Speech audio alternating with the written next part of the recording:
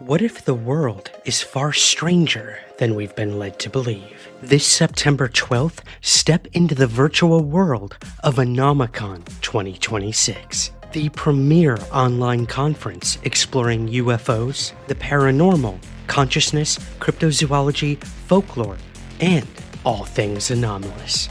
Hosted by me, Ryan Sprague of Somewhere in the Skies, and our leading researcher, Suzanne Landers, and featuring legendary paranormal broadcaster, Jim Harold. ANOMACON 2026 brings together researchers, journalists, filmmakers, authors, experiencers, and investigators from all around the world. And best thing about ANOMACON, there's no travel, no hotels, no expensive tickets whatsoever. It is 100% free to watch. Join us for fascinating ideas, original presentations, anomalous-themed music videos, and a global community exploring the unknown together. Watch ANOMACON 2026 this September 12th on the Somewhere in the Skies YouTube channel. And to learn all about our speakers and their presentations, be sure to visit anomacon.com. Links are in the video description or the podcast show notes. We hope to see you there September 12th. And remember, the anomalous is waiting for you at ANOMACON 2026.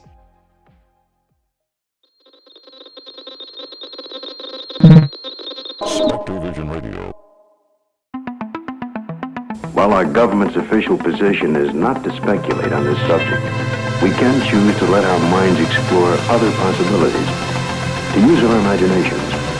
For if we consider that astroscientists agree on one point, that the possibility of life elsewhere is not only quite probable, some feel it is there without a doubt.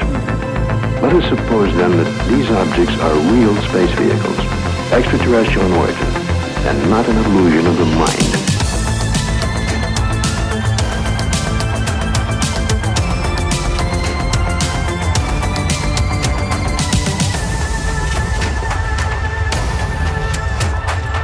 This is Somewhere in the Skies with Ryan Sprague.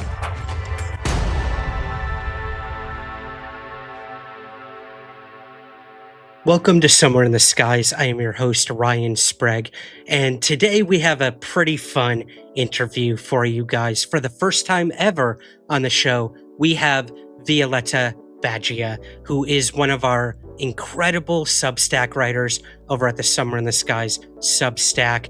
She has been a supporter of Somewhere in the Skies from the very beginning, and we're just so happy and lucky to have her writing for us over there. You can check out all of her articles right now at the Somewhere in the Skies Substack. Link is in the show notes below, and we talk everything Australian UFOs in this interview, how Violeta got interested in the topic, what she thinks of the different subtopics of ufology, whether it's sightings, close encounters, abductions, things like that. We also talk about what she thinks about the modern day UFO discourse and what's going on in ufology today. So much to break down with her, and we had such a good conversation. Again, links to all of her work can be found in the show notes below. And she's also going to be speaking at ANOMACON, a free virtual conference happening September 12th. And we tease a little bit about what she'll be talking about at ANOMACON as well. You can learn all about our free conference at anomacon.com.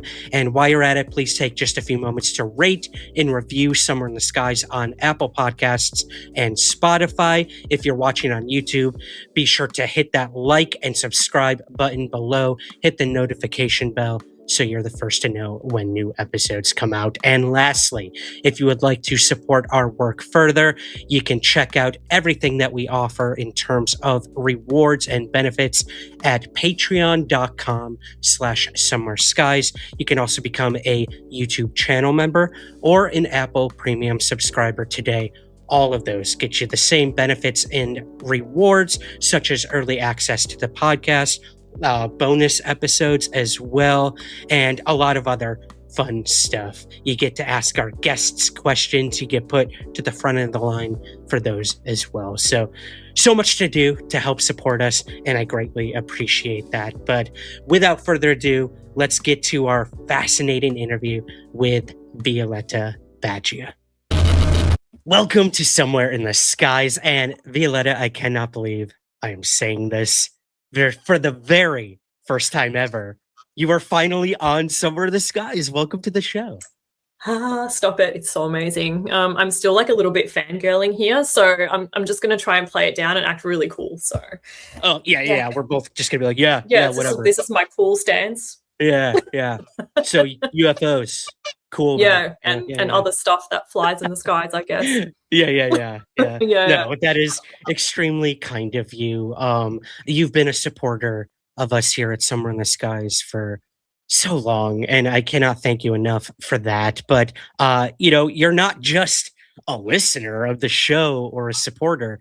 Like, you are an actual author, and an extremely prolific one, which I want to touch on in a little bit with you here. But not only that, you are like our biggest contributing writer at the Somewhere in the Skies Substack, which I am eternally grateful for. You are pumping out articles left and right over there on our Substack. So thank you for that. What we're going to do tonight is break down a few of your articles that you've written over there and just get your thoughts on everything going on in the UFO world, all of that stuff. But let's rewind. A little bit for our viewers, for our listeners, who may not be familiar with who you are, what you do, all that good stuff. Give us like the, I guess, the 100-word bio of Violeta, if you don't mind. Oh gosh, I hate the word limits on bios. Oh, as a writer, which is okay, fine, that's great. That's a bit better.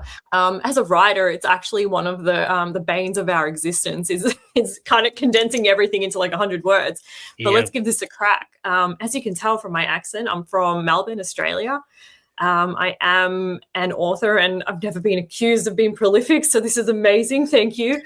I write crime fiction, science fiction, of course, naturally, young adult, and specifically dystopian. So that's kind of my bread and butter. That's where I started. That's where I shall continue. If everything aligns and the writing gods allow me to keep doing what I do.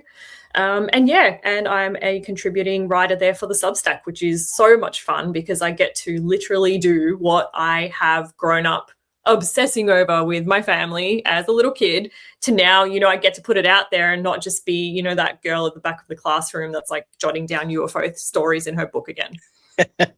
Well, let's go back there, like to childhood and like how'd your interest? Yeah, right. Let's regress back to those times.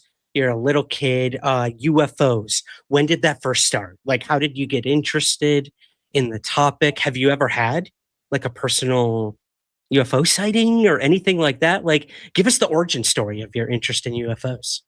Oh my God, yes. So the origin story, I have had an UFO experience, which is so exciting because I still think about this to this day.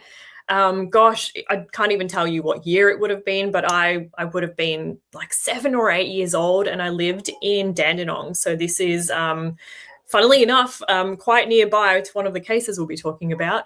My mum came rushing into my bedroom, must have been like 1 or 2 in the morning, and she said, "You need to come and see this." And so, I ran through our little unit straight to the front window, and she pointed to the sky, and there was this glowing orb that was kind of moving quite slowly but deliberately from my memory, from right to left. And the orb itself was maybe orange, kind of whitish, but like it wasn't a plane, it wasn't fast, it wasn't a spotlight on a helicopter. For the listeners who are familiar with the southeast of Victoria and Dandenong, you will know that police choppers fly around a lot. So even as a child, I was quite used to what they looked like, and it definitely wasn't that. And so that sparked this curiosity, the next day at school. All the kids were kind of asking the same thing, like, did you see what it was? Has anybody, like, what is that? Nobody knew anything. And I guess, what would you know when you're 7 or 8 years old? Yeah. I certainly wasn't watching movies about aliens at that age, so I didn't really have anything to, compare it to, really, to say, hey, look like, whatever it was from that movie. And so, yeah, that sparked my interest. And for the coming years, I'd ask my dad little questions like, do you believe in anything else that's flying out there? What do you think it could have been? And lo and behold, my dad was a massive, massive, massive believer. And so it was born from there. The obsession was born. Interesting. Had he personally had an experience or anything like that? No. Okay. No, nothing that he has ever mentioned. He's always of the, he's like, why does everyone else get to see things and I never do? I'm still sitting here waiting. And, you know, maybe someday it will happen for him as well. But yeah, I just remember this profound kind of feeling of, you know, being so small in the grand scheme of things, and being able to really articulate that in like a 7 or 8 year old brain was just wild, which in and of itself was, I think, just extraordinary. Yeah, absolutely. Now, I would imagine like that sighting, which is incredible, by the way. Thank you for sharing that. Would that eventually kind of spark your imagination to write? Now, you mentioned you do have some of your series that you write with your books have to do with sci-fi and Yeah. things like that. Like, did you ever find that your eventual interest in UFOs and aliens and life out there, would that bleed into, you know, your eventual inspiration to write sci-fi? I think yes, in a big way. Not necessarily that I had found myself wanting to write about aliens or, you know, anything kind of interdimensional. Not really until quite recently did I start writing about, you know, interdimensional beings as part of my narrative. But it definitely played into what, I guess, kind of powers people possessed, and that it wasn't of this world, and that perhaps it was something that transcended from another time or another dimension or perhaps even another planet. And it was just that kind of exploration, I guess, you know, into our psyche and what everything else beyond really could be. And I think it definitely sparked an interest in the type of movies that I found myself drawn to. So obviously your Spielbergs, which, you know, we can't go past anything that Spielberg's written, of course. And it's just constantly been giving me that kind of, you know, but what else is out there? What else can we explore here? And like I said, it's not necessarily that I'm writing about aliens or alien characters or life forms, but it's that what else is out there? What's beyond? Yeah, absolutely. Yeah, I know. I mean, I find myself wondering that every day. It's when I first got involved in the UFO topic, like, as you know, I was young too. I was 12 when I had my sighting. And then I started reading about aliens. And then that's all I thought about. Aliens, UFOs. These are connected. It's Yeah. as you get deeper into the literature and into the research that you realize, I don't think we're just dealing with like an extraterrestrial intelligence too. So yeah. It's So it's much like more than that. so much more. The more you know, the less you know, right? Yeah, I feel like that's- exactly. I've always loved and really resonated with that quote, and I think I need to have it printed out somewhere in my office. Yeah, absolutely. Well, let's shout out your books before we go any further. Like, what are Sure. the different series that you do? And yeah, if anyone's interested, I can see a few of them in your background here. If you guys are watching Yeah, just on behind. YouTube, yeah. Yeah, tell us a little about them if you don't mind. Sure. So for the readers who prefer the more young adult kind of space, these are about interdimensional beings, actually. So this is great. So this is the Reaper's Descent. So the Sioran Chronicles is the trilogy, which is actually going to be 4 books now. So I signed the 4th book deal to go into edition with that because I just couldn't stop writing. So I'm really sorry, Volpine Press, but it had to be done. So really, really thankful that they continued and allowed me to do that. So that is about good forces and evil forces, both converging on planet Earth from beyond. So that's your YA kind of space. And then we've got the Heart of Darkness series. So Ace of Heart and King of Heart are currently out. The 3rd, 4th, and 5th books will be coming out later this year and in the coming years. So this one is, again, it's the beyond, right? They're not necessarily alien beings or creatures, but they're made of stardust. We see people with telekinetic abilities and abilities that transcend our own on Earth. And all of that power comes from the cosmos and beyond. And so we've got people that work amongst us in the government, hidden behind official channels. So nobody knows who they are. I guess the closest likeness, if anybody likes comparisons, because I know I always need a point of reference to see if I'm going to enjoy something. So for me, it's, think of X-Men meets James Bond, and that's probably the closest mashup you're going to get. Nice. I love that. But yeah, so if you're into that kind of sci-fi, then I'm your gal. Perfect. There you go, guys. If you get your young adult in the family, you got one, and for more of the adults, you got the other one. I love that. Exactly. I love that. Something Is that for it? everyone. Yeah, exactly. That's the two series. Well, no. I've got this little purple fella up here.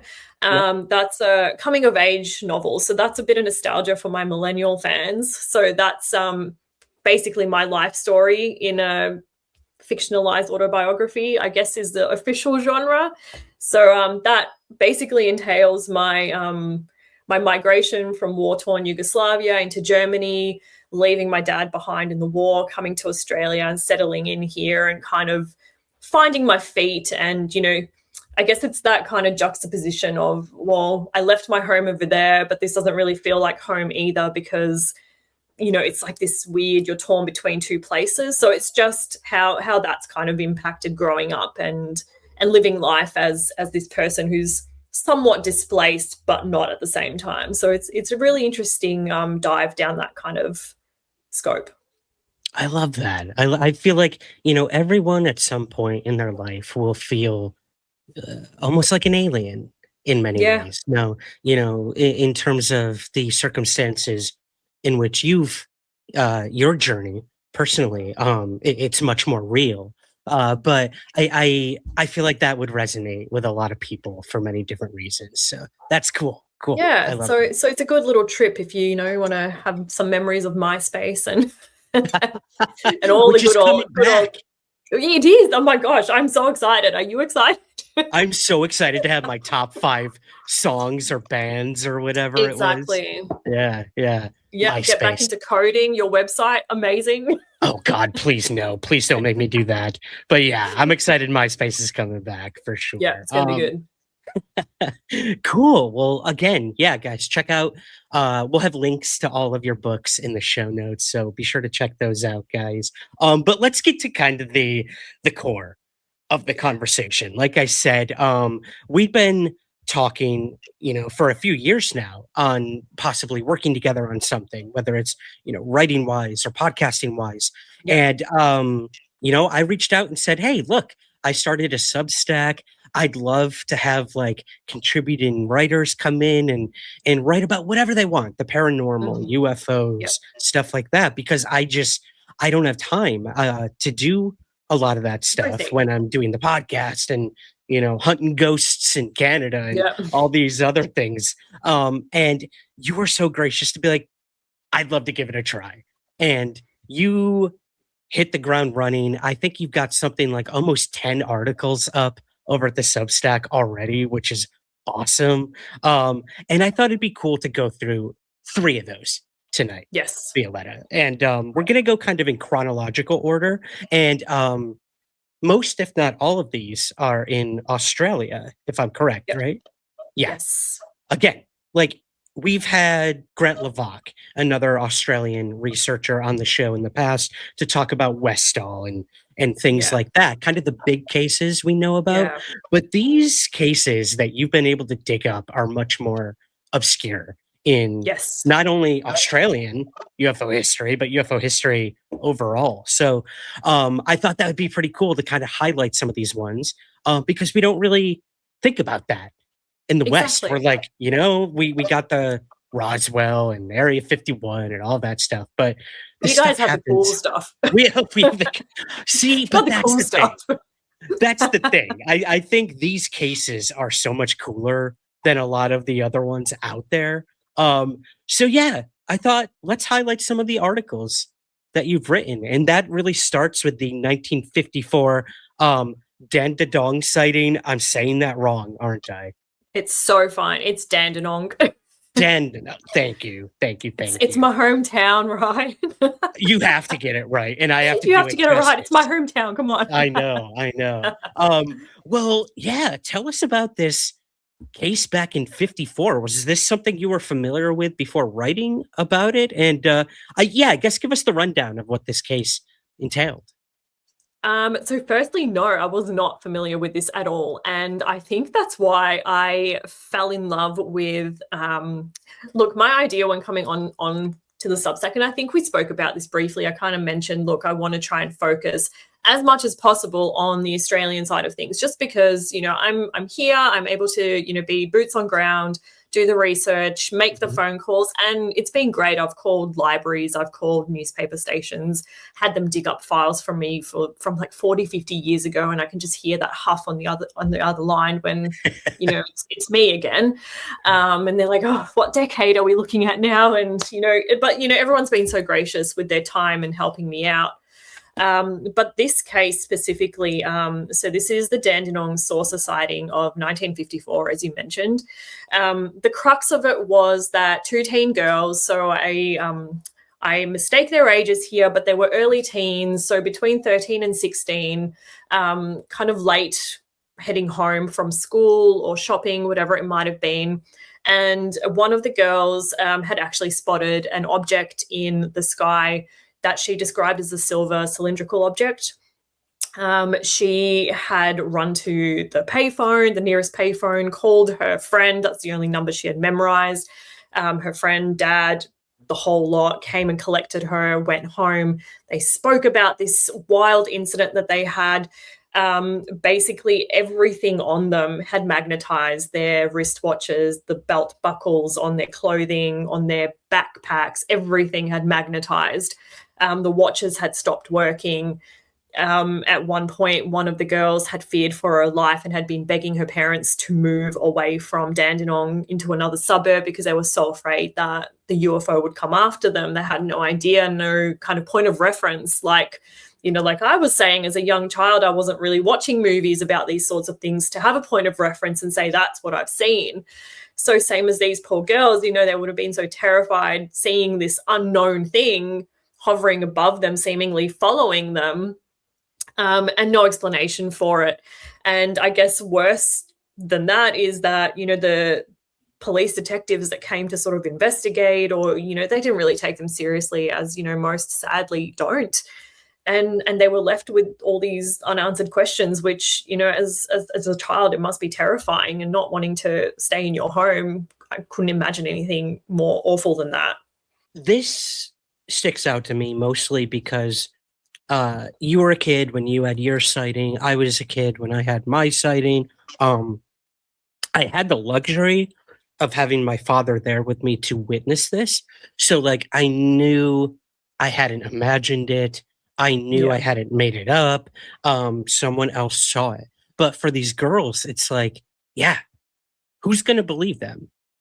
Kids have such wild imaginations, and at that age, like young teens, you're either the most isolated person in the world, you don't want anything to do with the world, or you want all the attention in the world. So I would imagine that would play into it too. And the police are like, really? Are you just trying to get attention with this thing or whatnot? But again, we got to look at the time, 1954. It's not like Instagram was around, TikTok was around, and this would make you famous or something. It would probably do the opposite. That's true. But also now that, you kind of drew attention to the time period, it did actually just, I clocked the fact that it was such a heavy UFO flap time in Australia, the 50s specifically. So, it is interesting that, so I'll just rewind for a second, but the way that I was finding all of these cases was obviously your government has been releasing all of these unclassified documents, and part of that has obviously filtered into Australian documents that are part of it as well. And I think earlier I was watching your interview about one of the cases on Channel 7 here in Australia, which was, from 5 years ago, and you were mentioning about our government also having released some documents, and funnily enough, it actually happened to overlap what I was looking for, and that was part of the National Australian Archives, and they were documents released by the Royal Australian Air Force. So a lot of these had actually, collated bits of data from either the witnesses or, other people who had interviewed the witnesses, or in a few of these cases, especially this Dandenong saucer sighting, there were article clips as well, which was really interesting to find because firstly, it's so long ago that, like I said, when I rang a few of these places, they were quite like, oh, yes, it's you again. What can we do for you now? But the thing is, they were reported, right? People had documented this. They'd written articles about it. So it wasn't just random, conjecture or somebody that posted something on Instagram or YouTube or whatever it was. It was actually documented on official channels. And I think that's just what makes these so much more compelling, and that they haven't got that kind of, I guess infamy like your Westall cases, for example. Yeah, absolutely. Absolutely. I think you're right in terms of like the credibility of these cases that you've dug up for sure. I want to stay with this one for a moment because there's so much physical evidence in terms of what the girls reported having happened, whether it was like elevated Geiger counter readings that were discovered. There were the magnetized objects, the drained batteries. We just had a gentleman named Joshua Cutchin on the show who talked about this, where vehicles were stopped by UFOs, like the engines would die, the car electricity or the radios would shut down and things like that. And this happens all over the place. I mean, it's literally in the movie Close Encounters of the Third Kind. And Betty and Barney Hill, their car had that haywire on approach. Yeah, it's definitely one of those things that's almost in a textbook, right? Right. That's what I wanted to ask you. What do you make of all of that when it comes to this close encounter, as it were? Do you think what do you think is causing these things when it comes to the 1954 case? Look, I think I guess the answer here is a bit twofold, because I look at, you mentioned on the top that we kind of, wanted to look at anything that's, not just UFOs in the Substack, but also the paranormal. And that obviously entails, the spiritual world and ghost sightings and things like that. And taking that kind of electrical interference and magnetization, to the other extreme, I guess, of ghosts, it's also textbook there. And I think, there it's energy. They're drawing energy from objects or from devices or from power in order to manifest themselves. Why couldn't that be the case for this? Not necessarily that they need the power, but maybe they are overloading the system, or the way that they operate. Maybe, whatever. I've got no physics, no science, no mechanical background whatsoever. But, from what I do know and understand, there is obviously different mechanics at play in the way that we understand extraterrestrial vehicles to operate, right? If we look at anything that, Bob Lazar was working on, everything he spoke about, there were different propulsion technologies. There were different ways that these vehicles worked and operated. So what's to say that whatever is propelling them isn't interfering with our magnetic system or, our electromagnetic fields? So it's obviously a very complex question and answer. So I guess, it just leaves it to the place of like, who knows why they're doing it. There's really no reason. Right.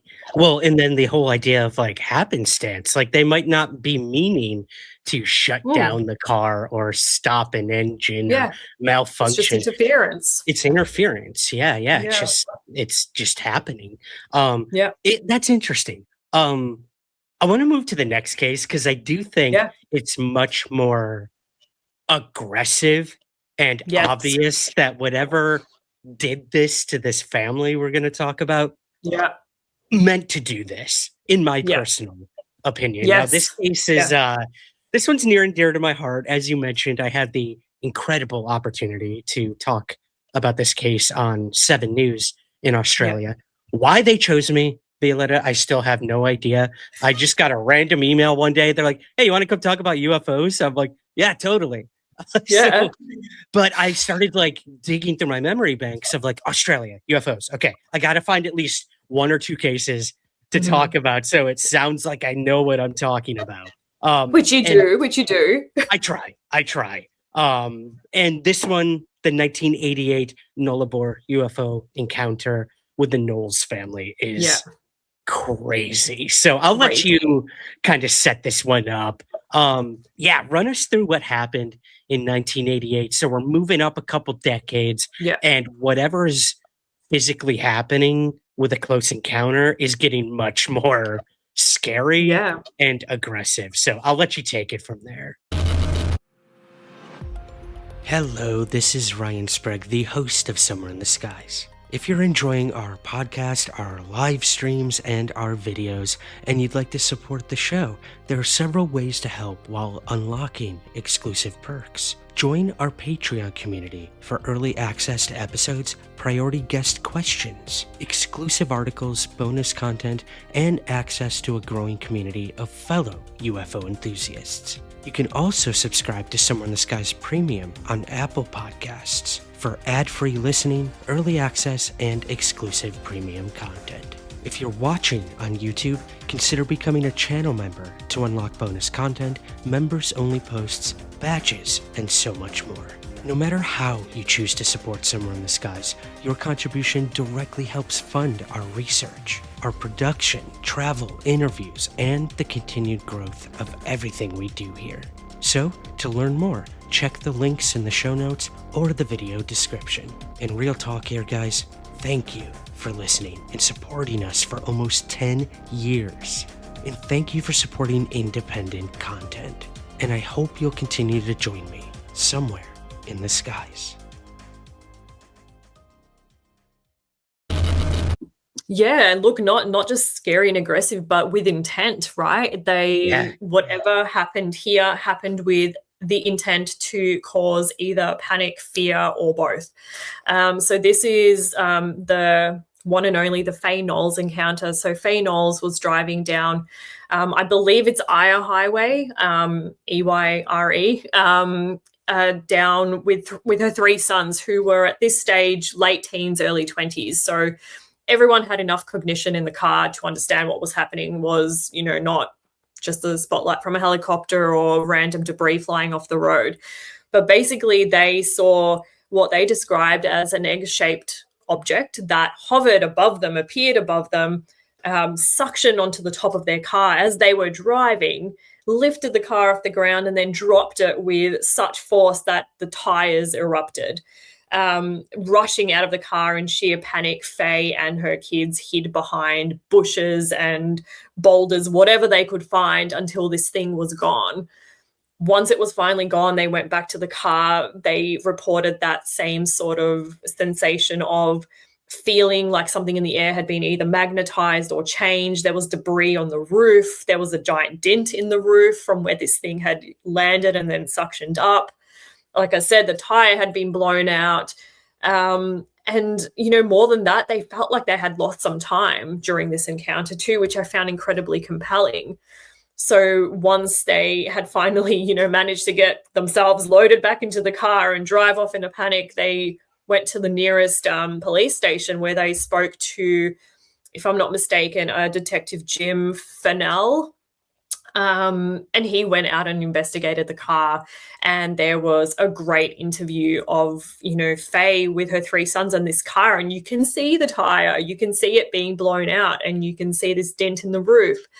And the fact that it was reported so heavily and written about is beyond compelling to me. And I guess listening to the way they speak about this, you can tell that there is so much genuine fear and concern coming from them that it doesn't, at least to me, never felt like it was something that was made up, for attention, if you will.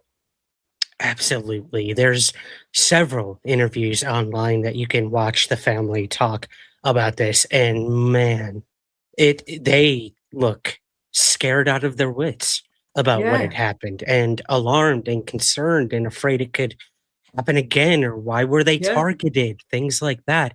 There's, and I want to ask you about the skeptical side of this case Yeah. too in a second, Violetta. But in terms of that evidence, what is some of the most compelling evidence for you that this was definitely not something like conventional? This is not Yeah, like yeah. a No helicopter. earthly explanation. Yeah, like what really stood out to you? There's so much. So much, but for me, no brainer, it has to be the roof dent, because you Okay. can explain away potential magnetization, right? I mean, the earth is made of magnetic fields, all sorts of things shift and change, who knows, right? You see birds and whales and dolphins lose coordination all the time because things are shifting in the poles and the magnetic fields. So that, okay, I can potentially explain that away. The tire as well, it could have been anything. It could have just been an old tire and it blew. It happens all the time. But that dent in the roof, even so, we have a lot of kangaroos that run out in front of the car. And let me tell you, if you hit a roo when you're driving at 100 plus kilometers an hour, it will take your car apart, right? But it will hit your bonnet first. It will hit the front bumper first. It wouldn't just leave a dent in your roof. And not once did any of the occupants of that car say that they had seen something in front of them that they had to avoid or swerve off. It was on top of them.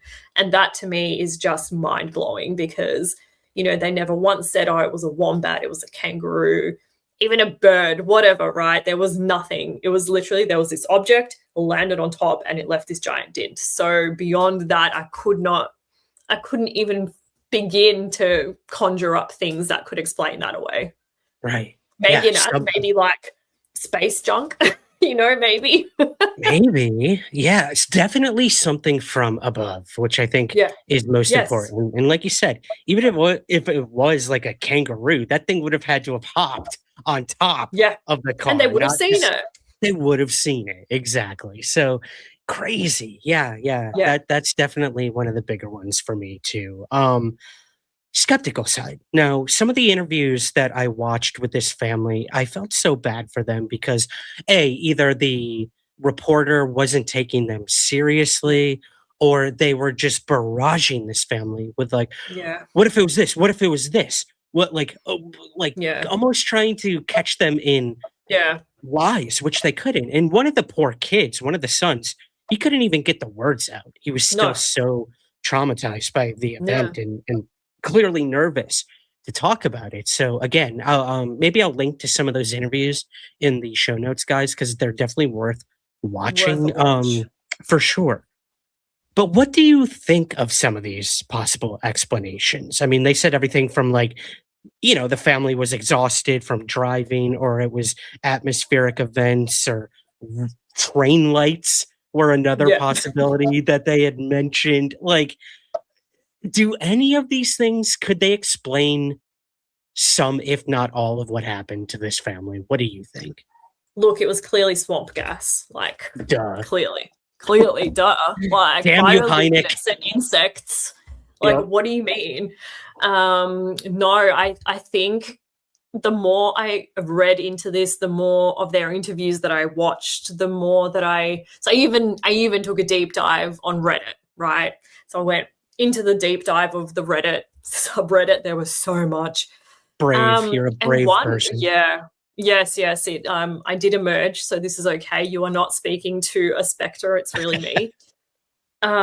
It was firstly heartbreaking because a lot of the commentary around the way that the family interviewed, as you said, a lot of fun was poked at that, either because potentially they didn't seem literate enough to be able to explain what they had seen, or they were either just making it up. So there was a lot of ridicule on that side of things, which, none of these things make a family or a witness or an experiencer a liar in my eyes, because trauma and shock, it does crazy things to the human body and to the brain. So the fact that, like you said, one of the sons, if he couldn't even get his words out, it's not because he couldn't tell them what happened because he was illiterate or because, he was lying. It's because the kid was in shock. He had no idea. He just couldn't process it yet. And, fortunately, there were a lot of people in the Reddit kind of threads that came to the family's support and, backed them, and obviously covered off a lot of these bases. But the one thing that really stood out is that their story had never changed, not once, from day dot, from when they spoke to, Jim Fennell, the detective, to when they spoke on their first interview and their subsequent interviews. It always remained the same. And the one constant was that level of fear that came across. And again, not once did they mention seeing a kangaroo just randomly jump out in front of them, or, I've had kangaroos jump out in front of me driving on these types of roads at night. And it's terrifying. It is horrific, but you can see it and you know what it is. Not once would I have been like, oh, was that a UFO that I almost crashed into? Do you know what I mean? Like, it just seems ludicrous that these are even things that people try to conjure up to say, oh, no, this is what you saw, isn't it? This is definitely what you experienced, right? Yeah. Almost putting words into their mouths. And I guess, kudos to them for sticking to their story all the way through, because, I do believe it. I believe what they saw and what they experienced is not explainable away by earthly, explanations. It just isn't. Yeah, agreed. This wasn't a UFR. This is not an unidentified flying roo, as it were. Again. Exactly. So, yeah. Correct me if I'm wrong in researching this case. I believe there were other UFO sightings in this region at the time, right? That was another big thing that kind of bolstered the credibility, right? Yeah. So there were two. So one was a truck driver that was a little further along on either the same highway or kind of parallel. So he had also spotted something quite similar and had reported it either the next day or a couple of days later. And also a tuna trawler that was like out in the ocean. They had spotted lights in the sky. So they hadn't experienced anything necessarily that had impacted the trawler or anything like that, but they saw unexplainable lights. And from what I understand, they did radio back to land to sort of ask, like, what is that? Is it something we should be concerned with? And there were no reports of anything kind of on radar that they should have been aware of. So that definitely, coupled with what Faye and her sons had reported, it bolsters that incredibility in so much. So I think when you look at it, compounded with this kind of information, it's not just a standalone report of, one family driving on a lonely highway having, a hallucination because they're tired. Absolutely. Again, still one of my favorite cases, not just in Australia, but like the world. It's, oh man, I can't even imagine. Car contact, right? It's car contact, and it's trace evidence that's left behind. Yeah, missing time. Yeah, it's the trifecta. It's the dream of any UFO researcher. So why people would try to, I guess, debunking would be the wrong word, but why people are skeptical, I understand. We fear that which we don't know, but debunking it, come on. So I love it. Cool. Well, let's move forward in time. 1993. This happened in southern Australia to a gentleman named Eric Thomason. Tell us about this beach case. This one was pretty interesting. So this one is interesting and it's contentious. So let's start with that because, set your expectations either high or low, depending on where you fall. We're going to learn a lesson here tonight. Yes. So this one's interesting. Mr. Thomason decided that one day he would go out and photograph the sunset. He had no camera experience, nothing at all that would indicate at all that this is something that he does. But, kudos to the man who wanted a new hobby. So he borrowed a fairly cheap camera from his son and set out on his adventure. So his mission was to go up to this old, I've got my notes here because I don't want to get the area wrong, but it was an old mine at Maslin Quarry. So basically he went up to a cliff face to try and get this amazing sunset. The weather was terrible, so that was no dice. He left, started walking back down to this quarry, and on his way around to this other cliff face, he saw something in the sky and he took a photo of it. So in his words, he had watched this object for several minutes, went home and had the photos developed. The photos themselves are incredibly clear and compelling, like as if you were standing right in front of me, which is, it's the holy grail, right? This is what every ufologist, researcher, photographer, period, is looking for. So he hit the jackpot with this.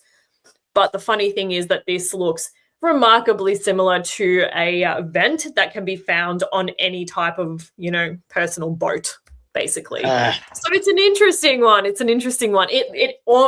identical, Ryan. I'm not going to lie. When I did dig into this one, and the reason that I wrote it and chose it is because it is so contentious. Because there is so much belief for Eric from his fan base and people around the world, but then there's also the very healthy skeptics who are like, oh, it's clearly a boat vent. Like, well, give it and another look. Future Ryan is going to put some of these images up on the screen for you guys right here, so you can actually see what Violeta is talking about. That's the problem with UFO photos. We want the smoking gun. We want the clear photo because we're used to these blobs and these dots and these blurry images. And then when we get the clear photo, we're like, fake. That's fake. That's totally fake. That's fake. So there's totally fake. There's no winning in any of this, right? When it comes to evidence.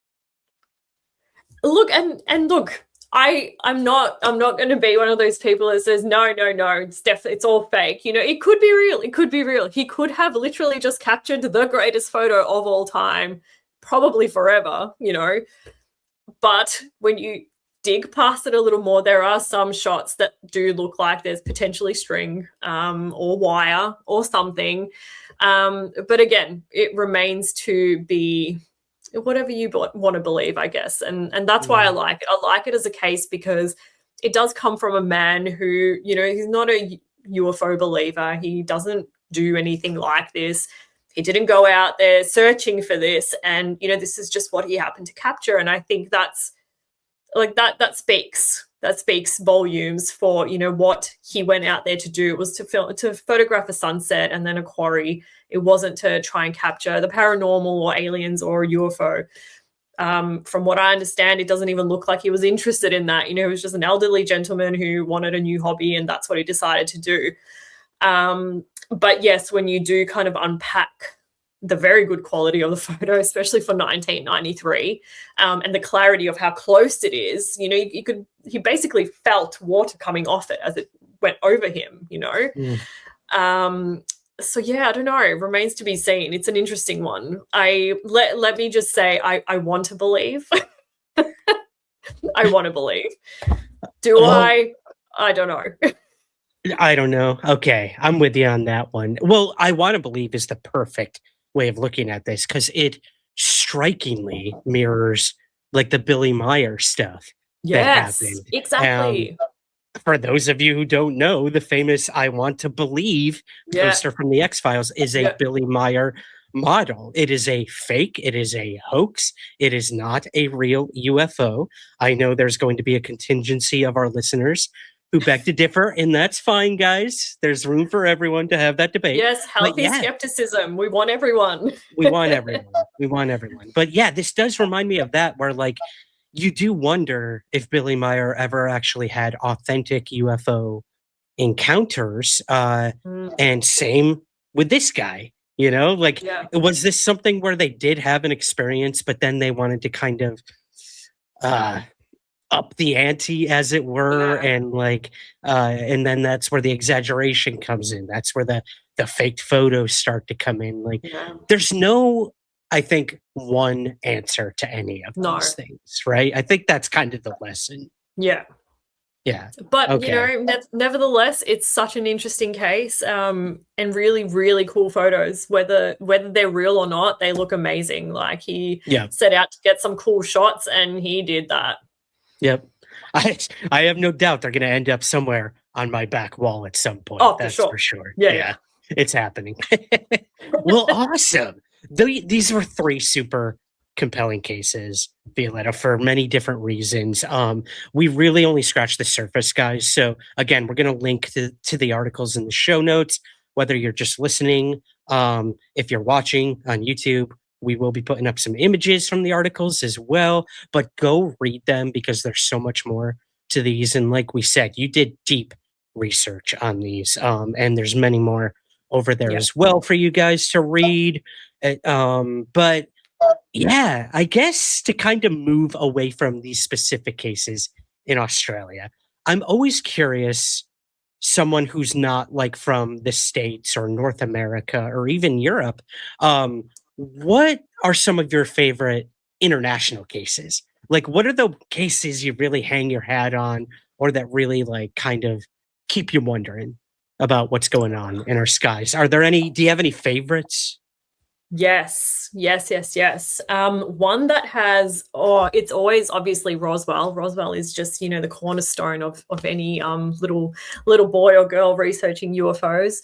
But beyond Roswell, I think for me, and I don't know what the official name for it is or terminology, but the big Battle Los Angeles situation where everyone was shooting up at the sky.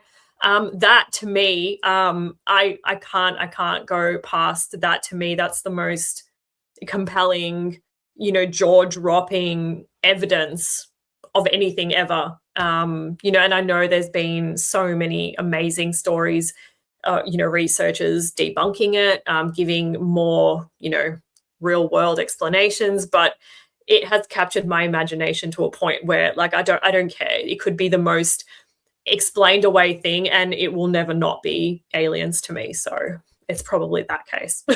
That's a good one. A really good one. Yeah. 40 something. Gosh, it's escaping me. I should know. Like I said, I don't even know its official name, but I just have the visuals in my head. The visual. Yeah. I've got it too. Someone will correct us in the comments, yes, or 100 people will right now. Yeah. Because that's what YouTube is for. That's it. So, okay, that's a UFO sighting, but I want to get your thoughts on abductions. Now, this was huge in the 80s, the 90s. I mean, going back, let's say 50s, 60s too. You got Betty and Barney Hill. We're kind of the beginning of it and whatnot. What do you think of the alien abduction phenomenon? Are there different theories you might have on that? And why do you think we don't hear about it as much anymore? We don't really hear about abductions as much. So yeah, big sweeping question for you there. Well, I'll start with the one that I guess has terrified me to the point of, like, literally I cannot sleep without this crossing my mind at least once a week. And it's Travis Walton. That to me is probably something that has been nightmare fuel my entire life, from the moment I learned about it to this day. Even as a grown woman, it still scares me so much, just thinking about like the kind of fear that he would have felt and the confusion and, just all this trying to like live a normal life after the fact. I think that's kind of the thing that's really scary, because people speak about, the event itself and then potentially going through regression to like understand what happened to them and remember it.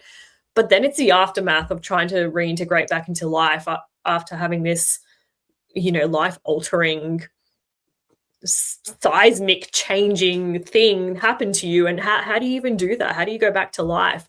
So I think, why do we not hear about it anymore? I think the answer is quite simple. I think people are probably too terrified because of ridicule, because it is so much, we have history to teach us. It's like people have spoken out about this and their lives have been changed, probably for the worse. They might have lost jobs. They might have, been ridiculed on national TV.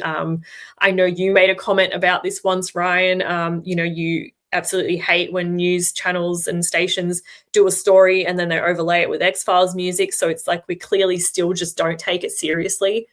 And in today's day and age where, everything is documented and on social media, basically you can't even get a job without applying through a form of social media, which is LinkedIn these days, right?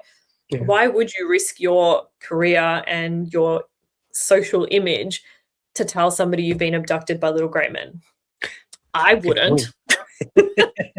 You know, I write young adult books and I do talks at high schools about, you know, mental health and there's no way. I just wouldn't do it.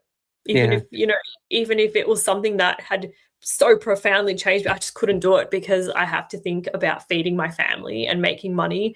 And sadly, that will most likely, if not definitely, erase that side of things for me. So I think that for most people is probably the drawing card that says, no, I'm just not going to report it. That is a good point.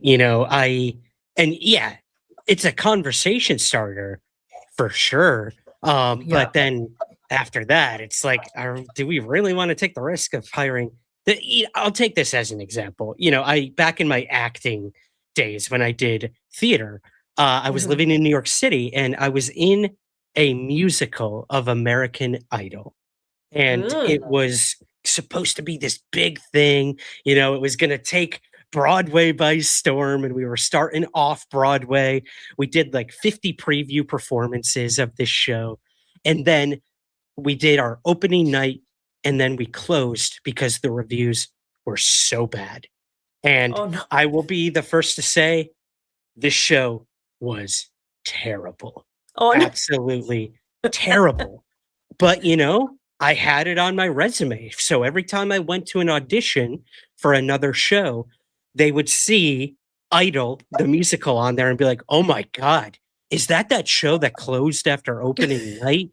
And like, I'd start getting into like, this is what happened and this is blah, blah. Yeah. And it would start the conversation. But then I'm sure when I left the room, these people are like, wait, that guy was in a show that is considered one of the worst shows of all time. Why would we hire him? So it makes sense. I kind of relate that back to like, the alien abduction story might be interesting, but when it gets down to it, do we trust this person? Like, are they going to be a teacher? Or do we trust them with like students after they said that they were brought to Zeta Reticuli and experimented on? Like, and I think, the thing is, let's take this to another level. It depends on the type of career you have, because as somebody who is, like I said, I go to schools and I speak about mental health for young people and, being aware of, predators and whatnot, right? For me, absolutely not. There is no way I could ever be like, this happened and I was taken to this planet and, so when do I start? There's no way, right? But if I'm like, hey, this happened, but the only thing I do is I write cool science fiction books, they'll be like, yeah, come on over, like use some of that, planet experience you've got and write us something new, right? Right. So it really depends on the career that you're in. And I think, sadly, in an ideal world, it shouldn't matter, but it's not an ideal world and it does matter. And we have to be realists when it comes to how much of this we put out there, because fundamentally, we all have mouths to feed. We're all breadwinners to some degree, and I think sadly, a lot of people potentially, even if I don't think experiences, have stopped happening. I don't think people have stopped being abducted or taken away, because you take any deep dive into any Reddit thread, and there are people who are talking about this still to this day. But I think we are just a little bit more social media savvy now. And it's not like the 40s or the 50s where, you just go to your local station like Betty and Barney Hill or, even Travis Walton and just say, this happened, right? We have a platform, but that platform can also be the absolute downfall of us. So I think that's why that's my honest hand on heart answer to that. Yeah, I like that. And then, just to kind of cap this off, there's the vice versa too. You look at Whitley Strieber, who was a horror writer prior to coming out as an alien abductee. And because of that baggage of being a fictional writer, a horror writer, when he came out with his book Communion, everyone was like, come on, man. This Clearly is just like another ploy, another book. This is just a way to sell the book. So like there's that catch-22. Always. There always is. Yeah, it's interesting. And if you guys are just listening, Violeta has the coolest mug ever of J. Oh Allen yeah. Hynek. Is that available somewhere? Like, can we get that? Yeah, so my sister makes these actually. So shout out to Vanessa Matijevich. She has like the coolest little store, and I believe your face is on a lot of things too, right? That is extremely sweet. Thank you. So, like I can't show you the back of my laptop, but it has your face on it from Somewhere in the Skies like years ago. Yeah, no, my sister does a lot of them on her little shop, like a lot of really cool speculative fiction type things, all her like original art as well. So, yeah, That's big, cool. big supporters. Shout out. Yeah, we'll put a link as well for sure. Yeah, yeah. You probably didn't think that was going to happen during this interview. No, but it just happened. But it just happened. You owe me a movie ticket, Vanessa. Yes, there you go. Okay, so UFOs. Do you dive into anything else in your research? Do you like the paranormal or anything? Like, I'm recently getting much more into ghosts in the afterlife and consciousness and stuff like that. But like, is there anything else that kind of, I guess, strikes your curiosity when it comes to all this anomalous stuff? Yes, big, huge yes. But also I haven't written anything about it yet. And the reason is I still feel I have left so much untouched in the UFO space in Australia. I am just, I'm just kind of peeling back the layers slowly as I get through this National Archives of Australia document. There's 210 pages. I've uncovered another one, which is 195 pages. So I've been slowly scouring, a lot of it, like 90% of it isn't great. It's just a lot of hearsay, conjecture, like one or two lines from somebody who saw something, and then the next line literally says that was Venus that you saw. So, there's a lot of that. So it's just, slow process going through bit by bit, trying to uncover all the interesting stories. But I think, for me, and I think I might have mentioned this in a few of the comments over on Substack, is that I feel like I have this this duty to these people and these forgotten cases and the people that these cases left behind to bring them to the light, because I'll be speaking about Frederick Valentich on over at ANOMACON, which is really exciting, another one of my favorite cases. But my heart hurts for his family, his partner, his dad, who vehemently deny that he hoaxed anything, or that he succumbed to instrument failure, because he was a talented pilot. He knew what he was doing. And all these unanswered questions, they must hurt so much to their families who are left behind. And these cases, they've just been condemned to, the cobwebs and the shadows of all these big files that, haven't seen the light of day for 50, 60, 70 years. So I feel like I have this personal duty now to keep going until I find as many as I can and write about them. And hopefully somebody out there reads them and says, hey, I know something about this, or I've seen something about this, and maybe somehow through this amazing interconnected web of social media, somebody gets closure somewhere. So yeah, that's where I'm at with those. I love that. Yeah, I mean, you've only scratched the surface, so I know you've got a ways to go with that. And yeah, you never know. When it comes to the podcast, I'm almost 500 something episodes in, and it still never dawns on me that, like, once I put it out there, anyone in the world can listen, and that's terrifying in a way. I'm like, oh my God, like, I forget about that sometimes. Sometimes I feel like I'm just like submitting it to some phantom teacher in school. It's like an essay I put together.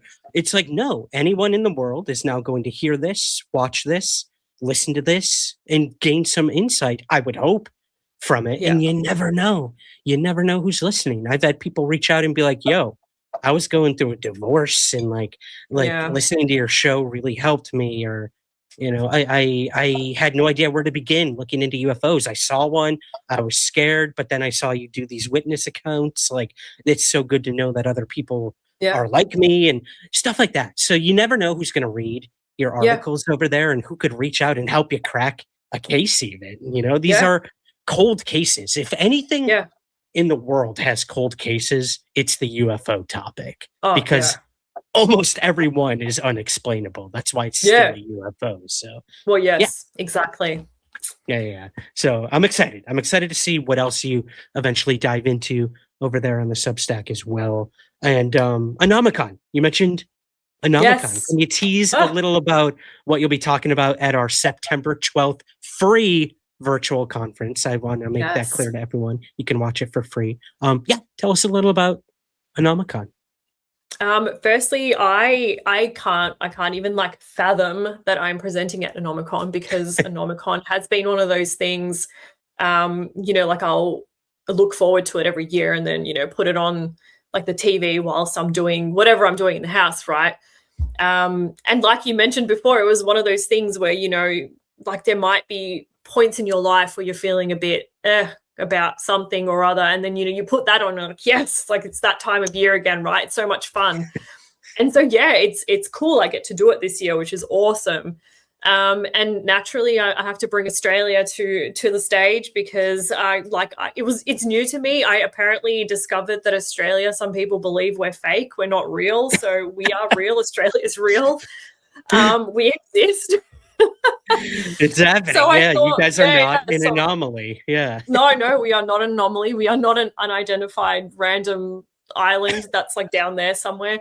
So we're real. And I thought I would bring some more cases to the world from Australia. So obviously, you know, some of your well-known ones, but you know, sorry for all the Westall lovers, that's just been done too much. And that is Grant Lavac's area. I'm not touching his baby. I respect the man immensely. I followed everything that the man has done. Even wrote to tell him so. So I will not be touching Westall. But mad respect to everybody who does, because it is one of those cases that has, you know, it's cemented Australia in the UAP space. Absolutely. So I will be speaking about some awesome lesser known cases and some well-known cases. So it'll be interesting, and hopefully a bit of learning for everybody involved. Absolutely. That's what I love about ANOMACON. Like, it's not just something I'm like, oh yeah, let's do this. This will be fun. Like, I learn so much because it's not just UFOs. There's so many other things that we involve, and people that we bring into this space to kind of build a bigger community when it comes to all of these different things. And again, so cool. Australian UFOs, they're real, guys. It's not a fake place. It's not fake cases. So we're going to learn more about them from you at ANOMACON coming September 12th, guys. You can find the landing page for that right here on YouTube. Hit that notification bell. Make sure you join us September 12th to hear Violeta and so many others. I want to get your thoughts on one more thing before we go here, and that's the modern UFO discourse. Now, some of these cases are weird, and you know, when you start really digging, they just get more and more bizarre. And that's what I've always loved about the UFO topic, is how imaginative it is. It really pushes the boundaries of what you can dream and what you can even fathom. But I don't know if it's the same for you, but in like post 2017 UFO discourse, it's everything has to do with the government, the military, the United States specifically. It's obviously bled out into other countries and whatnot. But to me, all these congressional hearings and former intelligence officials, whistleblowers, it's interesting, and it does lend, I guess, some more credibility to the topic. But for me, it's also very boring. And dry and bureaucratic, and it's made me almost lose some of that wonder that originally got me into this topic. I'm prefacing this with way too much bias, so I'm going to get your thoughts and opinions. What do you make of ufology today versus, you know, what it was maybe 10, 15, 20 years ago? Do you see a difference? Do you think all this stuff going on now is good, bad? Like, where do you stand, I guess, on modern day ufology, as we call it? So it's a great question. Thank you. It's a big one. I apologize. Yes. Look, firstly, I think the fact that we are even having discourse on a level that is taken seriously is huge. It's wild, and it's a great thing. So let's not take away from that, because I think, you know, the fact, I honestly 10 years ago, even not even talking about 15 years ago, I wouldn't have even comprehended an iota of the amount of discourse that is happening, you know, just on your normal, I turn on channel 7, there could be something. I open up like a regular newspaper here in Australia, there could be something about UFOs, and it's not being joked about, it's not being laughed about. It is a proper conversation from official channels. And like you said, yes, it is all heavily kind of government based, and a lot of United States based as well, which is to be expected, because I think a lot of the discourse has been driven from that kind of White House and Pentagon space. So, you know, it does make sense that a lot of it is being pushed from there. But I do understand, and I agree, it does seem quite boring and quite dry.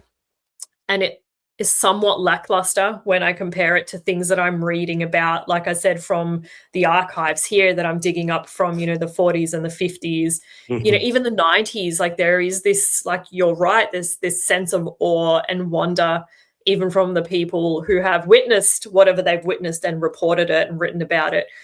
You know, right now I feel like everything is either colored by, you know, fake news, or it's AI, or, you know, like, it doesn't matter because it's just coming from this person and we don't like them, so therefore we don't believe in their government or anything they give. You know, so it's really tough to kind of filter through all that noise and pare back what it actually means to be getting this kind of information. And, you know, the fact that I can now go through all this kind of declassified information and documents from America and even from Australia is just wild to me. It's beyond my wildest dreams. Sadly, a lot of it is dry. It's quite boring, and you do have to sit there and filter through a lot of it. My sister and I were joking about it, saying, you know, we'll just wait for like Ryan to read it and do like a podcast about it, and then we'll know what's happening, because like we can't go through this. There's just too much. And, you know, she's right. Like, there is so much, and it can be quite dry. So I think, yeah, you're bang on there. Like, it's an interesting time, because a lot of it is kind of around that, you know, what's the government doing? What's this government body doing? Why is this agency doing this? It's like, where's like the bread and butter, as we say, of the people, the witnesses, the heart and soul. Like, I want to see that again. And it is lacking. And I think it's lacking because there is just so much noise from everything else that, you know, it's a bigger voice. They have a bigger platform, and everything else that isn't from these official channels seems to just kind of get, you know, swept under the rug or confined to like the deep, dark Reddit threads, which you are now uncovering, right? Yeah, we're attempting to do that. Yeah. Yeah. I miss the weird shit. That's what I always same. Like, bring people. that to me. I want to read that kind of stuff again. Yeah, which is what we're doing over at the Substack. So again, like, I'm so happy and honored to have you doing that, and I can't wait to see what you come up with next over there. We're gonna have to have you come back every like 5-6 articles, and, you know, we'll break them down on the show. Yeah, we'll do the debriefs on them for sure. So I'm super excited about that. And like you said, like, it's dizzying right now in the UFO world because of all the noise, but it's also exciting. Like, it is getting more people interested in the topic. Yeah. It is bolstering the credibility of the topic overall. So I will be forever grateful for that. But because of this topic that I love so much, I am its biggest critic as well. Yes. And I think that's important to kind of, I think that's healthy. It's I think healthy. it is. I think with anything, you know, you have to be able to, you know, look at things objectively and take it with a grain of salt, and, you know, use your own knowledge and research and intelligence, and have your wits about you. You know, not everything is a UFO, but not everything is a weather balloon. So, you know. Yeah, the answer is somewhere in between, for Somewhere sure. in between, somewhere in the skies. Somewhere in the skies, but we did Hey. it, guys. We did it. I think that's a perfect way to kind of end this tonight, Violeta. Yeah. But obviously, before I let you go, tell us a little about everything else you got going on. Do you have any new books coming out in the next, I guess, month or so, or anything like that that have recently released? And yeah, tell us where we can find everything you're up to. Yeah, I do actually. We've just released my brand new cover for my brand new crime thriller. So this is my first foray into the crime genre. So I'm very excited, even more excited that I managed to land a publisher for it because I was not sure it was any good, but apparently it is. So yay for me. Nice. Woohoo! So that's coming out November this year. With Dragonfly Publishing. All my information, everything about me is on my Instagram. I am really active on there. So everything I do over at the Somewhere in the Skies Substack, I link straight there. Everything I do in my day-to-day life is on there as well.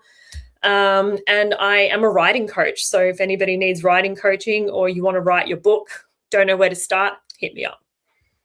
Amazing. Yeah, as someone who just finished a 10-year book process, I probably could have used that myself for sure. So yeah, definitely hit her up, guys. Congratulations. Oh, thank you. You as well. Again, like, you are just constantly pumping stuff out, and it's admirable to say the least. So again, we're so thankful to have you over there.